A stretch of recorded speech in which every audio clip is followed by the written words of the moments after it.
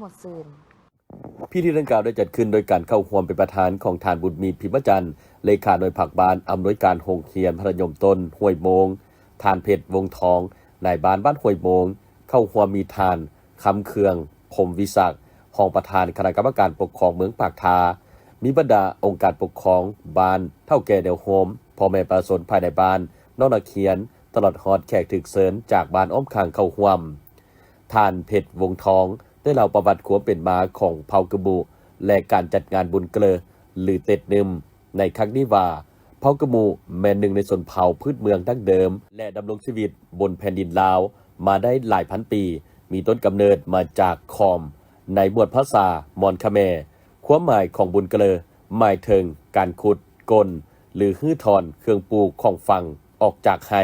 ในสมัยก่อนเผ่ากระมูอาศัยการซอกอยู่หากินตามป่าดงขุดเผือกขุดมันเพื่อเลี้ยงชีพเมื่อมีวิวัฒนาการเปลี่ยนแปลงมาสู่การเฮ็ดไห่ปลูกข้าวเจ้าจึงได้จัดงานบุญนี้ขึ้นในเดือนเจียงหรือเดือนยี่ของทุกๆปีเพื่อระลึกถึงบุญคุณของพื้นแผ่นดินคุณของเผือกมันและข้าวปลาอาหารที่ได้เลี้ยงชีพให้คงอยู่เป็นการเฉลิมฉลองผลงานการเก็บเกี่ยวผลปลูกตลอดปีผ่านมาและเป็นการปุดปีเก่าขึ้นปีใหม่เพื่อปัดเป่าเคาะเข็นเวียนหายให้หนีไปกับปีเก่าและรับเอาโซกไซปีใหม่ขณะเดียวกันก็เป็นการเผยแพร่วัฒนธรรมฮิตของประเพณีของเผ่าให้ลูกหลานได้สืบทอดและเป็นการสร้างโอกาสเต้าโฮมพ่อแม่ญาติพี่น้องแขกบ้านไกลและไกลได้มาพบปะพ่อหน้ากันแสดงความสามัคคีพร้อมทางแสดงความเคารพต่อผู้อาวุโสถ้าเป็นการสร้างโอกาสให้สาวหนุ่มหญิงสาวได้ซอกหาคู่ชีวิตของตนพิธีได้มีการแสดงศิลปะวรรณคดีบทฟ้อนที่แสดงถึงเอกลักษณ์วิธีการดำรงชีวิตของเผ่ากะมูบทฟ้อนของน้องนักเขียนและการปฏิบัติฮิตของเผ่าโดยบรรยากาศที่เบิกบานมวลซื่นปริญญาเอกจันทร์แสวงบุญยงรองรัฐมนตรีกระทรวงอุตสาหกรรมและการค้าพร้อมด้วยคณะได้สมทบกับอำนาจการปกครองเมืองนำโดยทานศิลปากรพรหมมหาไสยประธานกรรมการปกครองเมืองไสธานีนครหลวงเวียงจันทร์ทานนางอรไทยสันติคงคาสมาชิกสภาประชาชนนครหลวงเวียงจันทร์แผนกอุตสาหกรรมและการค้านครหลวงเวียงจันทร์ปกส.เมืองและภาคส่วนที่เกี่ยวข้องลงเคลื่อนไหวติดตามและพบปะโอลมพ่อแม่พี่น้องประชาชนบ้านทงมังเมืองไสธานีนครหลวงเวียงจันทร์เพื่อชี้แจงสาเหตุของดินยุบรวมถึงการซอกคนผู้สูญหายนับแต่มื้อเกิดเหตุจนฮอดปัจจุบันในการลงเคลื่อนไหวครั้งนี้คณะรับผิดชอบได้นำเอาแผนวาดจุดเกิดเหตุทั้ง5ครั้งตอนเช้าของวันที่3มังกร2026และแผนวาดจุดเกิดเหตุแต่ครั้งทำอิฐ4ครั้งวันที่4พฤษภาคม2025ครั้งที่2วันที่14กันยายน2025ครั้งที่3และครั้งที่4ในวันที่23และ30ตุลาคม2025แล้วแต้มแผนวาดรวมจุดเกิดเหตุเพื่อชี้แจงและสร้างความเข้าใจที่ถูกต้องให้แก่ประชาชนที่อาศัยอยู่บริเวณดังกล่าวโดยโครงสร้างของจุดเกิดเหตุจะเป็นแนวดินแต่ทิศตะวันออกไปหาทิศตะวันตกและได้ขีดเป็นเส้นที่มีความเสี่ยงสูงความเสี่ยงกลางที่อาจจะเกิดดินยุบในต่อหน้าภายหลังที่ได้มีการตรวจสอบทางด้านคลื่นสั่นสะเทือนและการวัดแทกด้วยคลื่นไฟฟ้าจากเชี่ยวชาญที่มาจากต่างประเทศเยอรมันและสป.จีนเชี่ยวชาญภายในสปป.ลาวและเชี่ยวชาญจากกรมธรณีศาสตร์และบ่อแห่แล้วแจ้งให้ประชาชน38ครอบครัวยกย้ายออกจากเขตดังกล่าวโดยทันทีและได้จัดสรรบ่อนอยู่ชั่วคราวให้กับครอบครัวผู้ที่บ่มีบ่อนพักถาวรประชาชนที่อาศัยอยู่เขตดังกล่าวส่วนหลายแม่นพักเซาบางครั้งคราวเป็นดินส่วนและมีเรือนพักอาศัยอยู่ในเขตบ้านที่ปลอดภัยคณะรับผิดชอบก็ได้แจ้งให้ประชาชนทราบเติมอีกว่าในวันที่11มังกร2026ก็ได้เกิดมีเหตุการณ์ดินยุบเป็นครั้งที่6และเกิดซ้ำอยู่จุดดินยุบครั้งที่1การชี้แจงต่อกับสาเหตุดินยุบต้นต่อได้ชี้แจงโครงสร้างของชั้นดิน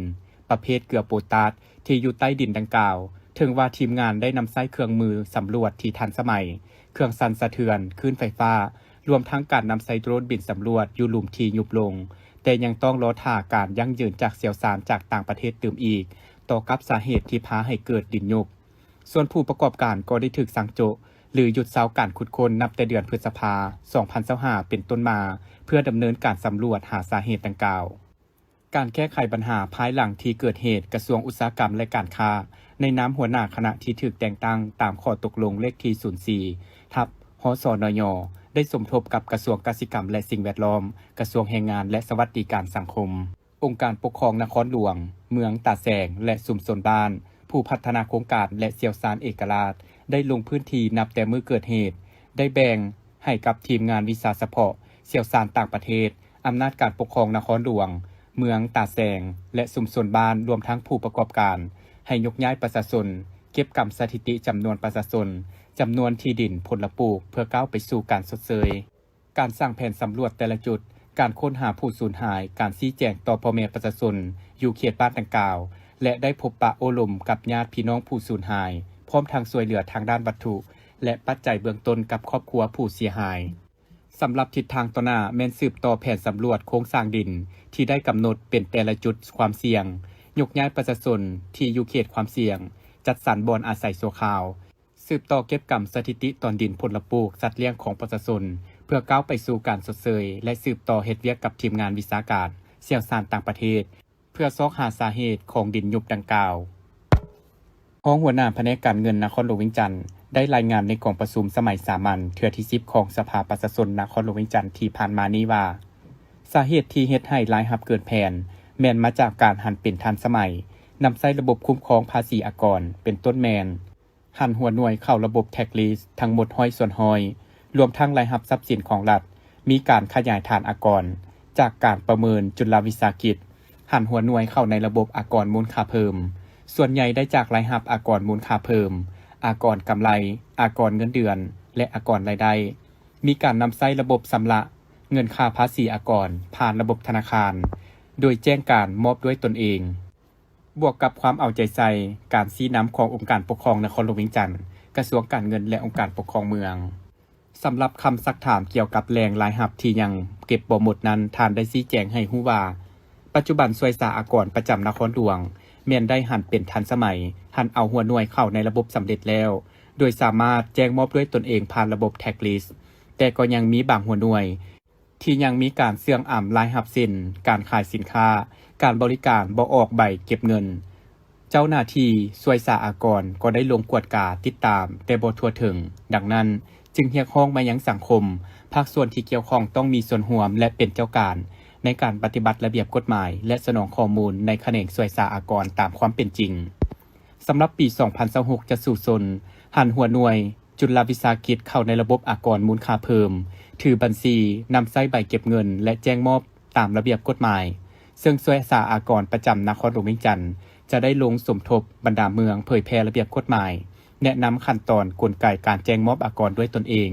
และติดตั้งโปรแกรมบัญชีในหัวหน่วยดังกล่าวส่วนคำซักถามเกี่ยวกับมาตรการแก้ไขที่ยังบ่ทันเข้มงวดท่านได้ชี้แจงว่าในระยะผ่านมาก็ได้ใช้มาตรการตามระเบียบกฎหมายที่กำหนดไว้ต่อหัวหน่วยธุรกิจที่ได้ละเมิดระเบียบการต่างๆแต่เบาหานักเซ็นกาวตวนศึกษาพรมปรับใหม่สั่งโจกกิจการและเสนอภาคส่วนเกี่ยวข้องเพื่อดำเนินตามระเบียบกฎหมายและได้สร้างรายงานขอความเห็นจากสายตั้งสายควงแต่มาตรการทางอาญาแม้นยังบ่ทันได้ดำเนินจากกรณี 2030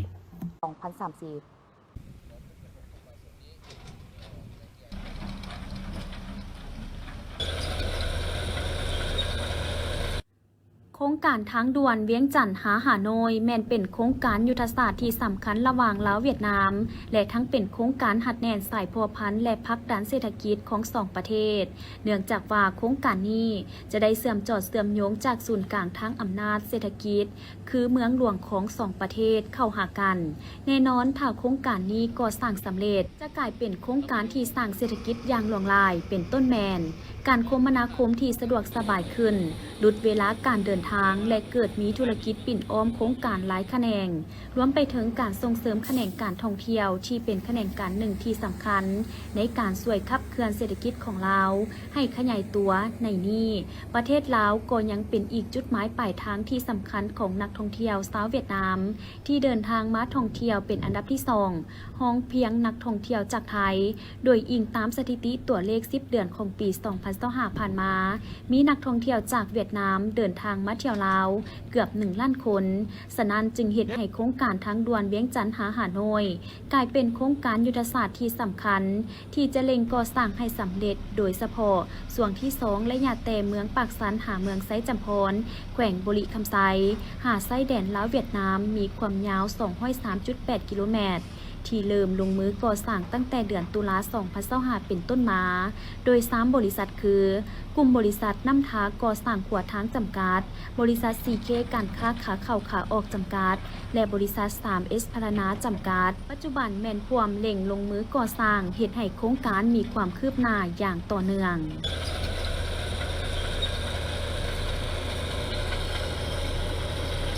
หลังจากเซ็นสัญญาในต้นเดือน10มาแล้วเนาะทางบริษัทพวกเขาได้แบ่งกฎจักรเข้ามาอยู่ในด้านทางเนาะที่มีความยาวอยู่ใน204 กิโลนี้แต่บริคำไซ5ชายแดนเวียดนามรวมทั้งหมดมี7จุดแต่ตอนนี้มีอยู่5จุดจุดที่1มันอยู่จุดกิโลเมตรศูนย์จุดที่2มันอยู่หลัก28จุดที่3มันอยู่กิโลเมตรดี90-500จุดที่4แล้วมันอยู่160จุดที่5แล้วมันอยู่170อย่างอีก2จุดมันอยู่ใส่จำพรจึงเข้าตึมอยู่นี่เป็นจุดที่3ในความคืบหน้าของเนื้อจุดนี้นี่ก็ถือว่าพวกเราได้ตัดดินบอนสูงลดทบบอนต่ำเนาะมีทั้งหมดที่พวกเขาเฮ็ดได้นี่ก็ประมาณ4 กิโลในความยุ่งยากในการบุกทะลุทางนี่ก็มีหลายพอสมควรเนาะอยู่ทางล่างไปนี่มันอยู่กิโลเมตร97-96นี่ก็เป็นหน้าผาสูงสันแล้วก็เป็นบอนเฮลสันสูงถ้ามาเบิ่งในการเฮ็ดในปัจจุบันนี้ถือว่าพวกเขาก็สามารถเฮ็ดทันกับสัญญาเจ้าแม่นเขาได้ตัดบอนดินสูงนี่ไปทบบอนดินต่ำเนาะให้มันเป็นรูปทางให้อยู่ในสันที่ว่าเป็นรูปทางเพราะว่าทางนี้พวกเขาจะตัดเบี่ยงด้วยบ่มีอุโมงค์เพื่อเฮ็ดให้โครงการได้ดำเนินการก่อสร้างไปตามแผนที่กำหนดไว้ล่าสุดคณะรับผิดชอบโครงการนำโดยปริญญาเอกพรประเสริฐอินทศรประธานกลุ่มบริษัท 3S พัฒนาจำกัดพร้อมด้วยคณะ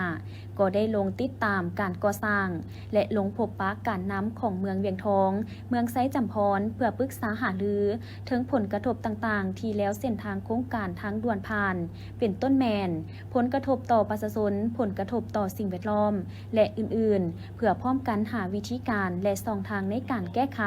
เฮ็ดให้โครงการดำเนินไปอย่างต่อเนื่องและสำเร็จตามกำหนดคือปี 2030 ซึ่งภายหลังได้ลงพบปะปรึกษาหารือกับองค์การปกครองแต่ละเมืองแม่นเห็นว่าแต่ละเมืองให้ความสำคัญต่อกับโครงการดังกล่าวและพร้อมให้การสนับสนุนเนื่องจากว่าโครงการนี้แม่นเป็นโครงการความหวังที่จะเฮ็ดให้เศรษฐกิจของเมืองมีการพัฒนาดีขึ้นโดยเฉพาะเมืองไซจำพรที่ยังเป็นเมืองถูกยากของแขวงบุรีคำไซที่อยู่ห่างไกลและติดกับไซแดนเวียดนามพื้นฐานโครงล่างยังบ่ได้รับการพัฒนาการคมนาคมยังพบความยุ่งยากโดยเฉพาะในการเดินทางไปยังเมืองอื่น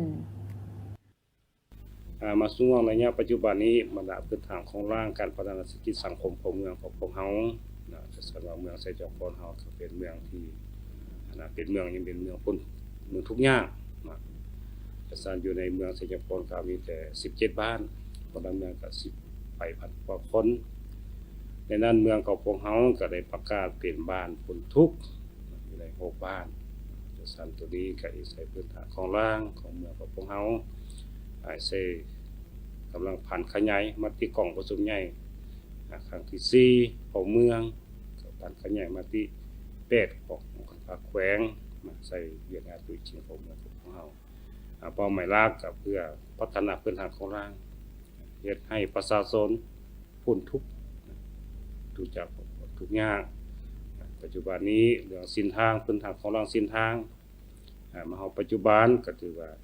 แต่นี้ไปหาชายแดนก็ถือการไปมาก็ถือพวกความสะดวกสบายนะอย่างสืบต่อแต่นี้ไปหาเมืองเวียงทองอีกอันนึงก็เป็นโครงการนึงที่เป็นโครงการบริษัทของรัฐบาล2พรรค2รัฐก็คือเวียดนามลาวเวียดนามเกี่ยวกับโครงการทางด่วนเมื่อโครงการทางด่วนนั้นกระบวนการทางกระไดผ่านเมืองไซจำพรของพวกเฮาไปหาแสดงลาวเวียดนามด้านทิ้งทุยมาฮอดปัจจุบันนี้ก็เป็นบริษัททางด่วนกักเกียรติการลงมือก่อสร้างทางแคมบางจุดฮอดเขต ชายแดนเห็นว่าในตอนหน้าก็เป็นเวียกหนึ่งที่ว่าเมืองของพวกเราจะเป็นเมืองที่มีการพัฒนาย้อนว่ามีทางด่วนเพื่อเสริมเข้ามาปรากฏการณ์ว่าเรื่องการสินค้าต่างๆการซื้อการขายก็สิดีขึ้นการดำรงชีวิตประชาชนก็สิดีขึ้นเพราะว่ามีสิ่งทางด่วนผ่านเมืองไสยพลของพวกเราในนั้นการนำของเมืองไสยพลของพวกเราก็สิสนับสนุนเต็มที่เนาะสนับสนุนเกี่ยวกับอำนวยความสะดวกการก่อสร้างหรือว่าการแก้ไขปรากฏการณ์ย่อท้อต่างๆผลกระทบสิ่งแวดล้อมผลกระทบต่อพลพรรคของประชาชนก็สิเป็นเจ้าการเพื่อศึกษาอุดมการณ์แนวคิดให้ประชาชนเข้าใจถึงการนโยบายของพรรคของรัฐต่อการพัฒนาพื้นฐานของร่างต่อการพัฒนาพื้นฐานเศรษฐกิจสังคมของชาติก็คือของแขวงของเมืองของพวกเราในตอนนี้ก็ให้มีเป็นเมืองพ้นทุกข์ก็เป็นเมืองพัฒนาเป็นเมืองพัฒนาสันตัวนี้ก็เรียกร้องมายังทุกภาคส่วนนั่นแหละเป็นเจ้าการนำกันเพื่อปกปักรักษานะครับพร้อมกันอำนวยความสะดวกในการก่อสร้างสิ่งทางด่วนนี้ให้ไปตามจุดประสงค์เป้าหมายให้สำเร็จตามระดับคาดหมายกำหนดไว้เรื่องผลกระทบทางด้านพ่อแม่ประชาชนส่วนหลายก็แม่นดินจับจองนะส่วนน้อยก็เป็นดินนาแต่ส่วนหลายก็สิเป็นดินจับจองแต่อย่างไรก็ตามเมืองของพวกเราก็สิเป็นเจ้าการในการแก้ไขไกลเกลี่ยให้ไปตามจุดประสงค์และระดับหมายของโครงการถ้าว่าทางด่วนนี้เป็นทางผ่านของเมืองไสยพลของพวกเราก็เป็นเมืองหนึ่งที่ว่าอยู่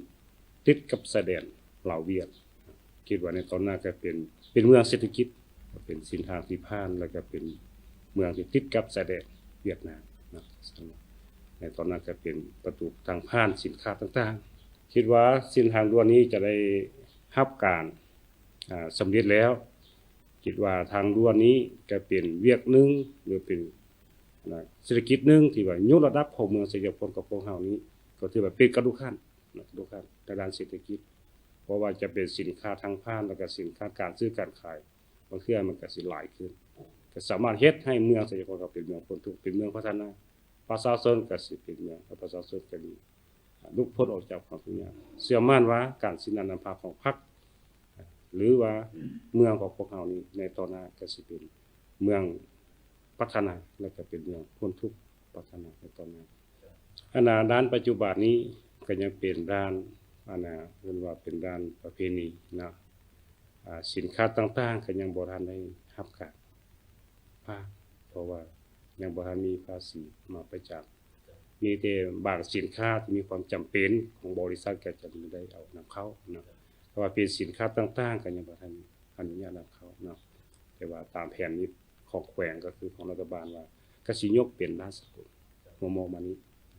นอกจากนี้ท่านอรุณศักดิ์ปฐมวงศ์เลขาพรรคเมืองเวียงทองก็ได้ให้สัมภาษณ์ว่า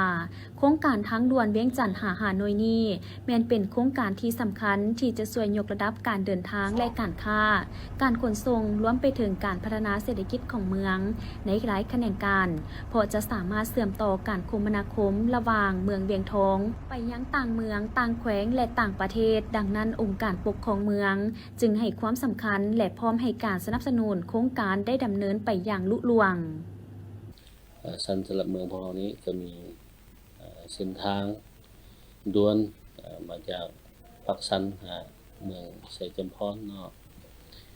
สำหรับผ่านเมืองของเรานี้ระยะความยาวนี่ประมาณ68กิโลถึงผ่าน4หมู่บ้านซึ่งในนั้นก็เป็นท่าแห่งให้แก่การพัฒนาเศรษฐกิจสังคมของเมืองเพราะว่าถ้าทางด่วนมาผ่านแล้วก็ได้นอนชีวิตการเป็นอยู่ของประชาชนบรรดาหมู่บ้านที่ทางผ่านหรือบรรดาบ้านที่เขาเขตทั่วเมืองก็สิมีเงื่อนไขไปมาหาสู่หรือนำผลผลิตจากเกษตรกรรมไปค้าไปขายต่างๆให้มันสะดวกขึ้น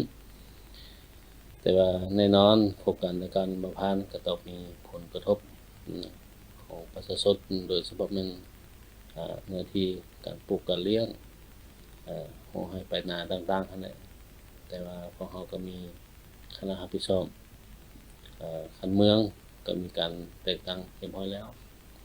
แต่รอถ้าคณะกรรมการของคันแขวงลงมาสมทบพวกเราจะดำเนินการแก้ไขก็คาดการณ์ว่าจะบ่ให้เป็นปัญหาในการยุ่งยากต่อการสร้างเส้นทางดังกล่าวนี้เนาะเราก็พร้อมที่จะให้การสนับสนุน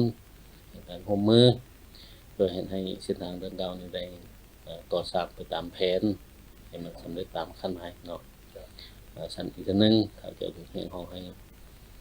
พ่อแม่ประชาชนโดยเฉพาะมันบรรดาบ้านที่ทางด่วนจะผ่านก็ขอให้ร่วมมือกับภาครัฐก็คือภาคบริษัทเป็นผู้พัฒนาโครงการก็สืบต่อให้โครงการนี้สำเร็จตามขั้นหมายครับย้อนขึ้นมาอันผลดีต่อการพัฒนาเศรษฐกิจสังคมแน่นอนทางสะดวกแล้วถ้าว่าประชาชนผลิตหยังปลูกหยังเลี้ยงหยังก็สิได้ขายสะดวกขึ้นโดยเฉพาะเมืองเราเป็นเมืองติดกับชายแดนทางเพื่อนเวียดนามแน่หรือบรรดาสินค้าต่างๆส่งเข้านำออกส่งเข้าก็มีความสะดวกขึ้นหลายอย่างอยู่เราจึงแจ้งกันเป็นพืชเกษตรกรรมของเมืองเขาเป็นพืชเกษตรกรรมหลายก่อนเดี๋ยวเลี้ยงสัตว์ใหญ่จริงๆก็เป็นงูเป็นควายก็ตามก็มีทุกท่าดีขึ้น สำหรับการเดินทางลงติดตามของคณะรับผิดชอบโครงการในครั้งนี้นอกจากจะพบปะและปรึกษาหารือถึงผลกระทบที่เกิดขึ้นร่วมกับการนำของเมืองต่างๆแล้วคณะยังได้ลงไปติดตามเบิ่งวัตถุดิบท่าแห้งของแต่ละเมืองเพื่อสนองให้กับการก่อสร้างโครงการเป็นต้นแมนหินทรายดินและวัตถุดิบอื่นๆที่จะนำมาสนองให้เพียงพอและลดผ่อนต้นทุนการขนส่งจากระยะไกลโดยเฉพาะแมนในเขตเมืองไซจำพรที่พร้อมจะนำเอากลจักรลงก่อสร้างเป็นจุดสุดท้ายที่เสื่อมต่อกับชายแดนลาวเวียดนามพิธีจัดขึ้นในวันที่14 มังกร 2026ที่บ้านไงเหนือโดยการเป็นประธานของทานวีสันวงนครประธานคณะกรรมการปกครองเมืองบุญเหนือผู้ชี้นำเยือกงานองค์การปกครองกฎหมายขันเมืองเข้าร่วมของทานนางอัมไพพรตอมมณีห้องหัวหน้าแผนกยุติธรรมแขวงพงษาดีมีหัวหน้าห้องการคณะผักฮักทานกลุ่มง่ายเหนือตลอดฮอดครูอาจารย์และสมณกรเข้าร่วมท่านคำจันทร์แก้วเล้ากินหัวหน้าห้องการยุติธรรมเมืองบุญเหนือได้ผ่านบทสรุปการจัดตั้งปฏิบัติการฝึกอบรมกฎหมาย45 วันในระยะผ่านมาแสดงให้เห็นด้านดีผลงานด้านอ่อนข้อคงข้างข้อสะดวกข้อยุ่งยากในการจัดตั้งปฏิบัติในระยะเปิดการเรียนการสอนและผ่านข้อตกลงของหัวหน้าสถาบันยุติธรรมแห่งชาติสาขาแขวงโนโฮบางว่าด้วยการอนุมัติมอบใบยั่งยืนกฎหมาย45 วันสุดที่6อยู่กลุ่มง่ายเหนือจากนั้นได้มอบใบยั่งยืนให้แก่สมณกรที่สำเร็จการฝึกอบรมกฎหมายขั้นพื้นฐานระบบบำรุง45 วันจำนวน54 ทานหญิง16 ทาน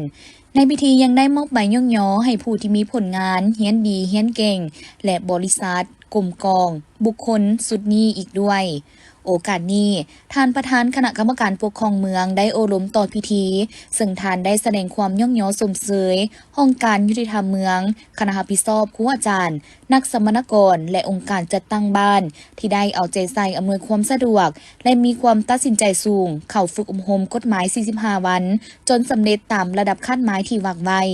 นอกนี้ท่านยังได้ยกให้เห็นความสำคัญความจำเป็นหน้าที่การเมืองในระยะใหม่โดยเฉพาะแมนการสร้างรัฐที่ปกครองด้วยกฎหมายต้องมีความรู้ความสามารถกำแน่นแนวทางนโยบายของภาคกฎหมายของรัฐและเน้นหนักให้นักฝึกอบรมจงนำเอาความรู้บทเรียนครั้งนี้ไปจัดตั้งพันขยายพร้อมทั้งหมุนไส้เข้าในการจัดตั้งปฏิบัติหน้าที่เวียกงานของตนและโฆษณาเผยแพร่กฎหมายให้ประชาชนภายในบ้านของตนได้รับรู้เข้าใจ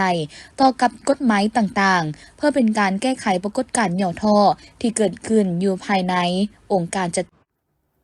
กองประชุมได้จัดขึ้นในวันที่13 มังกร 2025ที่ผ่านมานี้โดยการเข้าร่วมของทานสาลีสุริเดชประธานกรรมบาลฮักทานห้องการแผนกศึกษาธิการและกีฬาเมืองไซบททองทานสุกรไซสว่าง คณะบริหารงานสหพันธ์กรรมบาลแขวงคำปวนประธานสหพันธ์กรรมบาลเมืองมีบรรดาหน่วยองค์การจัดตั้งมหาชนอ้อมคางพร้อมโดยสมาชิกกรรมบาลหักทานภายในเข้าร่วมกองประชุมได้ผ่านบทสรุปการเคลื่อนไหวเวียกงานกรรมบาลหักทานห้องการศึกษาธิการและกีฬาเมืองในระยะ1ปีผ่านมาก็คือ2024 2025และทิศทางแผนการ1ปีต่อหน้า2025 2026ซึ่งได้ยกให้เห็นผลงานในการจัดตั้งปฏิบัติเวียกงานระยะที่ผ่านมาเป็นต้นเวียกงานการศึกษาพรมการเมืองแนวคิดเวียกงานองค์การจัดตั้งเวียกงานกระบวนการเวียกงานกองทุนเวียกงานด้านวิชาเฉพาะการยกยอการติดตามกวดการและอื่นๆจากนั้นบรรดาผู้เข้าร่วมก็ได้พร้อมการประกอบคำคิดคำเห็นใส่ห่างบทสรุปดังกล่าวเพื่อให้มีเนื้อในครบถ้วนสมบูรณ์ขึ้นกองประชุมได้ผ่านข้อตกลงของประธานคณะบริหารงานกรรมบาลเมืองว่าด้วยการแต่งตั้งบ่งตัวแต่งตั้งประธานห้องประธานและคณะกรรมบาลหักทานห้องการศึกษาธิการและกีฬาเมืองไซบัวทองจำนวน5สหายคือสหายบุญล้วนธรรมวงศ์เป็นประธานกรรมบาลหักทานห้องการศึกษาธิการและกีฬาเมืองสหายนางสาธิตมนสวรรค์เป็นห้องประธานและเป็นประธานกวดกากรรมบาลหักทานสหายนางบุญผลเสนาเป็นกรรมการและเป็นห้องประธานกวดกากรรมบาลหักทานสหายคำลาบุตรคำจำปาเป็นกรรมการกรรมบาลหักทานสหายนางสันแสงสุวรรณาเป็นกรรมการกรรมบาลหักทานข้อตกลงว่าด้วยการแต่งตั้งบ่งตัวแต่งตั้งประธานห้องประธานกรรมบาลหน่วยบริหารจัดตั้งและกรรมบาลหน่วยกีฬาการศึกษานอกโรงเรียนซึ่งได้แต่งตั้งประธานห้องประธานกรรมบาลหน่วยบริหารจัดตั้งจำนวน3สหายคือสหายบุญล้วนธรรมวงศ์เป็นประธานกรรมบาลหน่วยบริหารจัดตั้งสหายบุญผลเสนาเป็นห้องประธานและทั้งเป็นประธานกวดกากรรมบาลหน่วยบริหารจัดตั้งสหายสอนไซแพงคำมีเป็นกรรมการและทั้งเป็นห้องประธานกวดกากรรมบาลหน่วยบริหารจัดตั้งแต่งตั้งประธานห้องประธานและคณะกรรมการกรรมบาลหน่วยกีฬาการศึกษานอกโรงเรียน3สหายคือสหายนางสาธิตมนสวรรค์เป็นประธานกรรมบาลหน่วยกีฬาการศึกษานอกโรงเรียนสหายนางสันแสงสุวรรณาเป็นห้องประธานและทั้งเป็นประธานกวดกากรรมบาลหน่วยกีฬาการศึกษานอกโรงเรียนสหายเซยแก้ววงวิไลเป็นกรรมการและเป็นห้องประธานกวดกากรรมบาลหน่วยกีฬาการศึกษานอกโรงเรียนในวันที่2015 มังกร 2026 รัฐวิสาหกิจไฟฟ้าดาวร่วมกับกระทรวงอุตสาหกรรมและการค้าและแผนกศึกษาธิการและกีฬาณครหลวงวิจันทร์ได้จัดพิธีแถลงข่าวเกี่ยวกับการกักเกียมการจัดงาน Run Together Shape the Power 2026 ขึ้นที่สำนักงานใหญ่ EDL โดยการเข้าร่วมและมีคำเห็นแถลงของทานเพชรภาพรรัฐจักรของหัวหน้าห้องการกระทรวงอุตสาหกรรมและการค้าทานวิไลพรวิสุนราชคณะพักคักฐานรัฐวิสาหกิจไฟฟ้าลาวผู้ซี่นำเวกงาน3องค์การจัดตั้งมหาชนทานอารุณแสงพงมณีผู้จัดการด้านการพัวพันรัฐบาลบริษัทเปียลาวจำกัดพร้อมด้วยภาคส่วนที่เกี่ยวข้องเข้าร่วมทานวีรพรวิสุนราชได้แถลงให้รู้ว่าสำหรับกิจกรรมในครั้งนี้รัฐวิสาหกิจไฟฟ้าลาวร่วมกับกระทรวงอุตสาหกรรมและการค้าและแผนกศึกษาธิการและกีฬานครหลวงวิจันทร์ร่วมกันจัดขึ้นเพื่อเป็นการส่งเสริมผลสำเร็จของประชุมใหญ่ผู้แทนทั่วประเทศครั้งที่12ของพรรคประชาชนปฏิวัติลาวทั้งเป็นการเฉลิมฉลองวันสั่งตั้งกระทรวงอุตสาหกรรมและการค้าครบรอบ50ปีและวันสั่งตั้งรัฐวิสาหกิจไฟฟ้าลาวครบรอบ65ปีและเพื่อส่งเสริมการออกกำลังกายเสริมสร้างสุขภาพที่ดีให้กับประชาชนเสริมสร้างความสามัคคีภายในสังคมควบคู่กับการส่งเสริมการประหยัดพลังงานไฟฟ้าและการสมใช้ไฟฟ้าแบบยืนยงนอกจากนั้นภายในงานยังมีบูธให้ความรู้เกี่ยวกับการประหยัดไฟฟ้ากิจกรรมสังสรรค์และเขตผ่อนคลายจุดบริการนักเรียนอย่างครบถ้วนซึ่งงานดังกล่าวแม้นจะได้จัดขึ้นในวันเสาร์ที่14 กุมภาพันธ์ 2026ที่เดินพระธาตุหลวงเวียงจันทร์เริ่มตั้งแต่เวลา 5:00 ฮอด 10:00 ส่วนรายละเอียดของการแข่งขันระยะทาง 10 กิโลเมตร จะปล่อยตัว5:00 เวลา คัตออฟ 2 ชั่วโมง 30 นาที นักกีฬาที่จะเข้าร่วมต้องมีอายุ 12 ปีขึ้นไป ค่าลงทะเบียน Early Bird 350,000 กีบ Regular 450,000 กีบ ส่วนระยะทาง 5 กิโลเมตร ปล่อยตัว 6:00 เวลา คัตออฟ 2 ชั่วโมง บ่จำกัดอายุ ค่าลงทะเบียน Early Bird 200,000 กีบ Regular 300,000 กีบ ข้าพเจ้าบรรดาท่านแขกมีเกียรติการยินทันสายที่นับถือและหักแพงก่อนอื่นหมดข้าพเจ้าขอแสดงความขอบใจต่อการตอบรับของบรรดาท่านที่ให้เกียรติเดินทางร่วมงานในครั้งนี้บรรดาท่านแขกที่มีเกียรติกระทรวงอุตสาหกรรมและการค้าณปัจจุบันได้สร้างตั้งครบรอบ 50 ปีนับแต่ปี 1975 จนถึงปัจจุบันโดยมีพระบาทสำคัญในการขับเคลื่อนเศรษฐกิจโดยเฉพาะการพัฒนาอุตสาหกรรมการค้าการลงทุนการเสริมโยงด้านเศรษฐกิจทั้งภายในและภาคพื้นและสากลซึ่งเป็นรากฐานของการพัฒนาเศรษฐกิจสังคมของสปป.ลาวแบบยืนยงการจัดพิธีเฉลิมฉลองครบรอบ 50 ปีของกระทรวงอุตสาหกรรมการค้าจึงมีความหมายความสำคัญเพื่อเป็นการแสดงถึงความภาคภูมิใจในประวัติศาสตร์ผลงานระยะผ่านมาการรู้บุญคุณการระลึกคุณงามความดีของผู้ที่ได้ประกอบส่วนในวิชางานอุตสาหกรรมในการค้านับแต่อดีตจนถึงปัจจุบันเป็นการสร้างความสามัคคีและผลกำลังใจให้แก่บุคลากรและการถ่ายทอดวิสัยทัศน์ทิศทางพระบาทของกระทรวงในต่อหน้ากระบวนการแข่งขันมาราธอนที่ได้จัดขึ้นในวันที่ 14 กุมภาพันธ์ 2025 จะมาถึงนี้แม้หนึ่งในการสร้างกระบวนการเพื่อคำนับรับต้อนวันสร้างตั้งกระทรวงอุตสาหกรรมและการค้าครบรอบ 50 ปีจุดประสงค์แม้นเพื่อปลูกจิตสำนึกให้แก่ประชาชนเยาวชนในการนำใช้ไฟฟ้าอย่างมีประสิทธิภาพลดพรการใช้พลังงานที่บ่จำเป็นสร้างกิจกรรมเพื่อเชื่อมโยงระหว่างรัฐวิสาหกิจไฟฟ้าลาวกับชุมชนและสังคมทั้งเป็นการสนับสนุนเป้าหมายของสปป.ลาวในการนำใช้พลังงานสะอาดและพลังงานหมุนเวียนโดยการมีส่วนร่วมของประชาชนทั้งยังเป็นการส่งเสริมสุขภาพทางกายให้แข็งแรงการสร้างอารมณ์จิตให้มีความเบิกบานสร้างเครือข่ายและหันแน่ความสามัคคีของบรรดานักกีฬาและผู้มีส่วนร่วมในกิจกรรมในครั้งนี้ตั้งหน้าให้คณะพักคณะนำของกระทรวงอุตสาหกรรมและการค้ากล่องประชุมดังกล่าวได้จัดขึ้นในวันที่ 15 มังกร 2026 ที่ห้องประชุมใหญ่กระทรวงแรงงานและสวัสดิการสังคมโดยการเป็นประธานของท่านโพไซเสยสรรัฐมนตรีกระทรวงแรงงานและสวัสดิการสังคม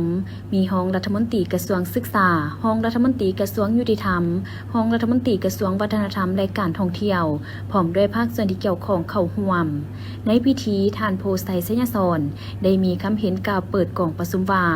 ตลอดระยะผ่านมารัฐบาลได้เอาใจใส่ในการสุขยูส่งเสริมและสร้างเงื่อนไขแก่คนพิการให้ได้รับการพัฒนาเป็นก้าวๆเพื่อเฮ็ดให้มีความเสมอภาคด้านการเมืองเศรษฐกิจสังคมและวัฒนธรรมรับประกันการเสื่อมสารเวียกงานคนพิการเข้าในนิติกรรมแผนพัฒนาเศรษฐกิจสังคมแห่งชาติและแผนพัฒนาของแขนงการที่เกี่ยวข้องแต่ละระยะสำหรับเวียกงานคนพิการแม่นพัวพันถึงหลายแขนงการและมีความรับผิดชอบโดยกลุ่มของคณะกรรมการแห่งชาติเพื่อคนพิการซึ่งได้มีการปรับปรุงกลไกให้สอดคล้องกับเวียกงานตัวจริงแต่ละระยะเป้าหมายการพัฒนาแบบยืนยง 2030 และแผนพัฒนาเศรษฐกิจสังคมโดยความรับผิดชอบสูงของคณะกรรมการแห่งชาติเพื่อคนพิการภายใต้การชี้นำพาของคณะนำกระทรวงอย่างใกล้ชิดเฮ็ดให้การเคลื่อนไหวเวียกงานคนพิการได้มีการพัฒนาดีขึ้นอย่างต่อเนื่องเป็นต้นการพัฒนาด้านสวัสดิการสุขภาพและการฟื้นฟูหน้าที่การศึกษาและกีฬาการฝึกอบรมวิชาชีพและส่งเสริมเวียกงานทำเพื่อสร้างรายได้ยกระดับชีวิตการเป็นอยู่ของคนพิการและครอบครัวดีขึ้นและก้าวไปสู่การลดผ่อนความทุกข์ยากได้เทื่อละก้าวกองประชุมครั้งนี้แม้นจะได้ร่วม ร่วมกันค้นคว้าหลายปัญหาที่สำคัญเป็นต้นการสรุปเวียกงานคนพิการประจำปี 2025 และทิศทางแผนการปี 2026 การปรับปรุงกลไกคณะกรรมการซึ่งจะได้รับร้องและประกาศใช้เกี่ยวกับการแบ่งความรับผิดชอบใหม่ของคณะกรรมการและคณะประสานงานเพื่อคนพิการขั้นศูนย์กลางแนะใส่เฮ็ดให้การเคลื่อนไหวเวียกงานมีความคล่องตัวว่องไวและมีประสิทธิผลสูงนอกนั้นยังได้ยกเอาหางดำรัดว่าด้วยกองทุนคนพิการขึ้นมาปรึกษาหารือเพื่อให้บรรดาท่านได้ประกอบความเห็นเพื่อให้พวกเขามีกองทุนที่มั่นคงและยืนยงแนะใส่ช่วยเหลือคนพิการในระยะยาวโดยลงลึกประกอบคำคิดคำเห็นเกี่ยวกับแหล่งรายรับของกองทุนและวิธีการคุ้มครองกองทุนดังกล่าวเพื่อเฮ็ดให้กองประชุมครั้งนี้บรรลุมรรคผลสูงสุดยังจะได้ร่วมกันค้นคว้าหลายปัญหาที่สำคัญตื่มอีกสภาประชาชนแขวงโดยการเป็นประธานของทานจอมศรีรัตนปันประธานสภาประชาชนแขวงบ่อแก้วรองประธานคณะกรรมการเลือกตั้งขั้นแขวงหัวหน้าอนุกรรมการโครงประกอบและบุคลากรมีบรรดาคณะกรรมการโครงประกอบและบุคลากรอนุกรรมการปกส.ปกส.อนุกรรมการเลขานุการและอนุกรรมการโฆษณาปลุกระดมขบวนการเข้าร่วมบ้านดำเนินกองประชุมบรรดาอนุกรรมการแม่นได้เสื่อมซึม7เอกสารสำคัญที่เป็นพื้นฐานให้แก่การลงโฆษณาหาเสียงแต่ละจุดเขตเลือกตั้งของสมาชิกสภาแห่งชาติและสมาชิกสภาประชาชนแขวงที่จะเป็นตัวแทนแห่งสิทธิและผลประโยชน์อันชอบธรรมของประชาชนลาวบรรดาเผ่าเข้าไปนั่งในสภาเพื่อนำเอาบรรดาข้อขัดแย้งที่บ่เป็นธรรมให้แก่ประชาชนนำมาเสนอและพิจารณาแก้ไขปัญหาให้ได้อย่างขาดตัวกองประชุมครั้งนี้ได้นำเสนอเอกสารเสื่อมซึมและผันขยายมติของกรมการเมืองศูนย์กลางภาคว่าด้วยการเพิ่มทวีการนำภาษีนำขององค์คณะพรรคทุกคันต่อการเลือกตั้งสมาชิกสภาแห่งชาติสุดที่10และสภาประชาชนแขวงสุดที่5เพิ่มทวีการนำพาแนวคิดเสริมขยายสิทธิประชาธิปไตยของประชาชนบรรดาเผ่าเพื่อการเลือกตั้งสมาชิกสภาแห่งชาติและสภาประชาชนแขวงเนื้อในสำคัญของกฎหมายว่าด้วยการเลือกตั้งสมาชิกสภาแห่งชาติและสภาประชาชนแขวงแผนดำเนินงานของคณะกรรมการเลือกตั้งขั้นแขวงคำแนะนำเกี่ยวกับเวียกงานป้องกันชาติป้องกันความสงบให้แก่การเลือกตั้งสมาชิกสภาแห่งชาติสุดที่10และสมาชิกสภาประชาชนแขวงสุดที่5แจ้งการแนะนำเกี่ยวกับการสร้างแผนงบประมาณหับไส้บ้านเลือกตั้งสมาชิกสภาแห่งชาติสุดที่10และสมาชิกสภาประชาชนแขวงสุดที่5และเอกสารสำคัญของคณะกรรมการเลือกตั้งระดับชาติว่าด้วยการโฆษณาปลุกระดมขบวนการและย่องยอในบ้านเลือกตั้งสมาชิกสภาแห่งชาติสุดที่10และสมาชิกสภาประชาชนแขวงสุดที่5น้ำอีกทั้งนี้ก็เพื่อให้บรรดาอนุกรรมการต่างๆได้รับรู้และเข้าใจแจ้งเกี่ยวกับวิธีการมาตรการระเบียบการหลักการขั้นตอนการลงโฆษณาหาเสียงของบรรดาผู้แทนและขั้นตอนการลงการปอนบัตรของผู้ที่มีสิทธิ์ปอนบัตรแต่อายุ18ปีขึ้นไปแม้จะได้นำใช้สิทธิประชาธิปไตยของตนเลือกเอาผู้แทนก็คือสมาชิกสภาแห่งชาติสุดที่10และสมาชิกสภาประชาชนแขวงสุดที่5ในวันที่22กุมภาพันธ์2026นี้ให้ได้รับผลดีและไปตามแผนการที่ได้กำหนดไว้ในวันที่ 13 มังกร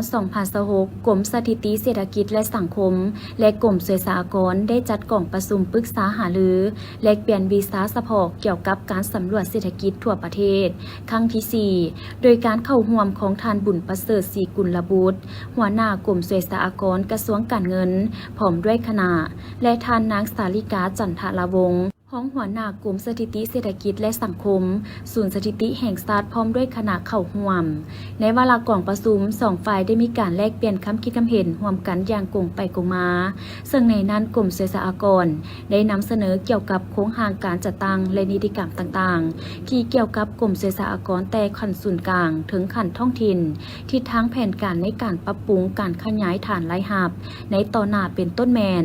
การขยายฐานรายรับบุคคลการกำหนดราคาพื้นฐานของที่ดินเพื่อไล่เลียงรายรับการปรับปรุงฐานรายรับหัวหน่วยธุรกิจเพื่อให้สอดคล้องกับกรมทะเบียนกระทรวงอุตสาหกรรมและการค้าจากนั้นกรมสถิติเศรษฐกิจและสังคมได้รายงานเกี่ยวกับภาระบทบาทของกรมบรรดาตัวซี่บอกที่รับผิดชอบในการผลิตความคืบหน้าของการพัฒนาระบบการเชื่อมโยงฐานข้อมูลที่เห็นว่าสามารถร่วมเฮ็ดเวียกนำกันในต่อหน้าและลงลึกเฉพาะจุดประสงค์เป้าหมายของการสำรวจเศรษฐกิจทั่ว ประเทศครั้งที่ 4 พร้อมนั้นกองประชุมได้เฮ็ดดีสืบต่อเฮ็ดเวียกร่วมกันอย่างละเอียดตื่มในการค้นคว้าการสำรวจที่จะจัดตั้งปฏิบัติในอนาคตที่สอดคล้องในการค้นคว้าคืนการเก็บกำข้อมูลรายรับบุคคลจำนวนพาหนะข้อมูลราคาที่ดินเพื่อให้สามารถเป็นบอนอิงในเวียกงานสวยสากลและเวียกงานสถิติเศรษฐกิจและสังคมในอนาคตจากท่านผู้ชมในข่าวต่อไปนี้จะพาท่านผู้ชมมาเบิ่งพิธีมอบหมายย่องยอของหัวหน้าองค์การอัยการประชาชนสูงสุดให้แก่พนักงานอัยการประชาชนที่มีผลงานดีเด่นประกอบส่วนเข้าในหน้าที่เวียกงานอัยการประชาชนประจำปี 2025พิธีจัดขึ้นในวันที่ 12 มังกร 2026 โดยการเป็นประธานของทานไสสนาโคตรภูธรหัวหน้าองค์การอัยการประชาชนสูงสุดมีบรรดาห้องหัวหน้าองค์การอัยการประชาชนสูงสุดหัวหน้าองค์การอัยการทหารขั้นสูงบรรดาคณะนำองค์การอัยการประชาชนทั่วประเทศพร้อมด้วยพนักงานหลักแหล่งเข้าร่วมทานบุญมาดวงมาลศิลป์รักษาการหัวหน้ากลุ่มจัดตั้งพนักงานได้ขึ้นผ่านข้อตกลง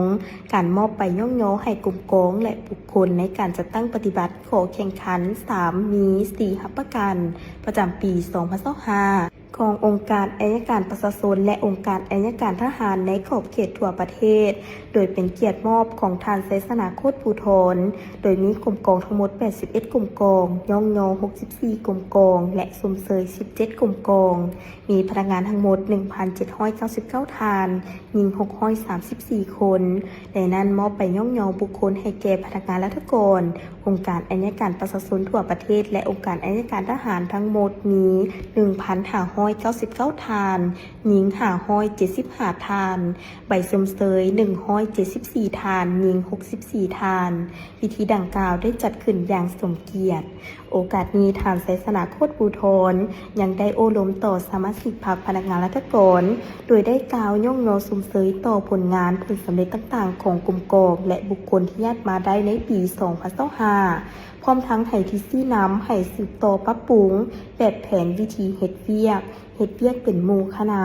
แบ่งความรับผิดชอบให้จัดแจ้งเฮ็ดเวียกต้องอยู่ภายใต้คณะพรรคคณะซี่นำพาแต่เคียงคู่กันนั้นต้องมีความรับผิดชอบมีสติในการปฏิบัติหน้าที่ด้วยกันให้ติดพันกับ2หน้าที่ยุทธศาสตร์คือปกปักรักษาและสร้างสรรค์พัฒนาประเทศชาติพร้อมกันนั้นต้องยกสูงความรับผิดชอบต่อหน้าที่การเมืองของตนที่พรรครัฐก็คือการจัดตั้งได้มอบหมายให้มีผลสำเร็จกองประชุมดังกล่าวได้จัดขึ้นในวันที่ 14 มังกร 2026 ที่ห้องประชุมห้องว่าการแขวงโดยการเป็นประธานของทาน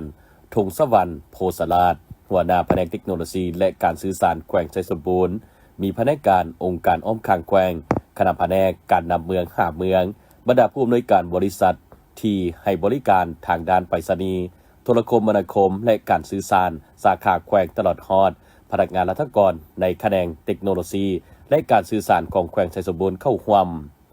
ในโอกาสนี้ทานธงสวรรณโพสราชได้มีคำเห็นกล่าวเปิดกองประชุมว่ากองประชุมในครั้งนี้เพื่อเป็นการสรุปตีราคาการจัดตั้งปฏิบัติเวียกงานหอบด้านของแขนงเทคโนโลยีและการสื่อสารของแขวงไชยสมบูรณ์ระยะ1ปีผ่านมาและที่ทางแผนการปี 2026 โดยยกให้เห็นถึงผลสำเร็จเวียกงานที่พ้นเด่นเพื่อกวดกาคืนบรรดาขาดหมายสู่สนของแต่ละภาคส่วนบรรดาข้อคงค้างต่างๆในระยะที่ผ่านมาเพื่อพร้อมการปรึกษาหารือซอกหาวิธีแก้ไขและเป็นเอกภาพต่อกับบทสรุปและทิศทางแผนการของแขนงการเทคโนโลยีและการสื่อสารของแขวงเพื่อนำไปพันขยายและจะตั้งปฏิบัติในต่อหน้าตามความรับผิดชอบของตนให้มีผลสำเร็จตามระดับคาดหมายจากนั้นทานเซ็งซงแพ้ลวงห้องหัวหน้าแผนกเทคโนโลยีและการสื่อสารแขวงไชยสมบูรณ์ได้ผ่านห่างบทสรุปตีราคาการจะตั้งปฏิบัติเวียกงานหอบด้านประจำปี 2025 และทิศทางแผนการปี 2026 ซึ่งตลอดระยะ1ปีผ่านมาได้มีผลสำเร็จเวียกงานที่พ้นเด่นหลายด้านเป็นต้นได้เก็บค่าธรรมเนียมและค่าบริการจากบรรดาหัวหน่วยธุรกิจที่เคลื่อนไหวด้านเทคโนโลยีและการสื่อสารภายในแขวงได้ทั้งหมด360ล้านกว่ากีบได้มอบพันธะอากรเข้างบประมาณแห่งรัฐได้2ล้านกว่ากีบได้จัดฝึกอบรมเกี่ยวกับการนำใช้ระบบห้องการทันสมัยให้กับพนักงานรัฐกรได้5สูตรประสานอย่างกลมเกลียวให้คณะคุ้มครองอินเทอร์เน็ตเพื่อพร้อมกันติดตามกวดกาปัญหาห่างเสียงสื่อสังคมออนไลน์ที่มีพฤติกรรมใส่หายป้ายสีหรือสร้างความปั่นป่วนในสังคมฝึกอบรมระบบนับคะแนนเสียงเลือกตั้งได้2สูตร ได้สำเร็จการลงเก็บกรรมข้อมูลเวกงานเทคโนโลยีและนวัตกรรมอยู่บรรดาบริษัทและผู้ประกอบการผลิตสินค้าโอดอปอยู่บรรดาเมืองได้10หัวหน่วยนอกจากนี้ยังได้สำเร็จการออกอนุญาตและต่ออนุญาตการนำใช้ขึ้นความถี่วิทยุสื่อสารได้16บริษัทมีการนำใช้วิทยุสื่อสารทั้งหมด 1,200 กว่าเครื่องและสูบยูให้บรรดาบริษัทที่ได้ให้การบริการทางด้านโทรคมบำรุงรักษาและซ่อมแปลงระบบเครือข่ายของตนให้สามารถตอบสนองตามความต้องการของสังคมและเวกงานอื่นๆก็ได้มีการจัดตั้งปฏิบัติและมีผลสำเร็จ